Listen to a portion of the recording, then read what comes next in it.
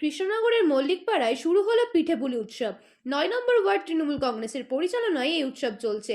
পিঠেপুলি উৎসব উপলক্ষে চলবে নানা সাংস্কৃতিক অনুষ্ঠান। আগামী ১লা জানুয়ারি বিকেলে হবে পুতুল নাচ, জানালেন ৯ নম্বর ওয়ার্ড তৃণমূল কংগ্রেস কমিটির সভাপতি দেব।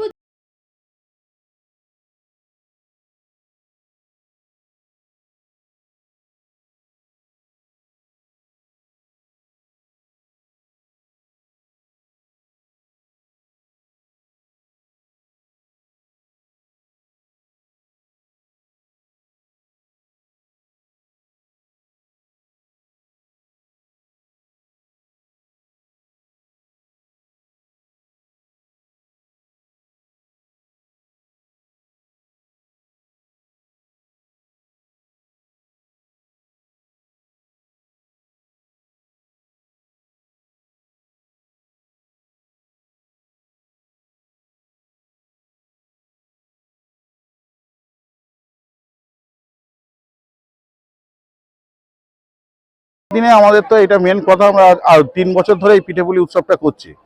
আমাদের গত ৩ বছর ধরে চলছে, এটা তৃতীয় বর্ষে পা দিল। আজকাল আমাদের পিঠেপুলি উৎসবটা এই কারণেই করছি যে আমাদের আগেকার দিনে দেখতাম বাড়িতে পিঠে মা করছে, মাসি করছে বা দিদারা করছে, এরকম দেখতাম। কিন্তু আজকালকার দিনে এই জেনারেশন আমরা পিঠে কি জিনিস জানি না, ধানের গোলা কি জিনিস জানি না। মানে আমাদের পরের জেনারেশনগুলোকে জানানোর জন্য আমরা এই পিঠেপুলি উৎসবটা আমরা ৯ নম্বর ওয়ার্ড থেকে এই নিয়ে ৩ বছর ধরে আমরা করছি, ৯ নম্বর ওয়ার্ড তৃণমূল কংগ্রেসের উদ্যোগে চেষ্টা করছি সেটাকে ফিরিয়ে নিয়ে আসা। কারণ বাঙালির যে বাঙালি জাতির যে বাঙালি সত্তাটা, সেটা হারিয়ে গেলে বাঙালি থাকবে না। তো সবটাই যদি আমরা অন্যদিকে চলে যাই ওয়েস্টার্ন কালচারে, বলছি না ওয়েস্টার্ন কালচার খারাপ বা কিছু, কিন্তু আমাদের বাঙালি ওনাটা তো বাঁচিয়ে রেখে তারপর তো ওয়েস্টার্ন কালচারে যাবো।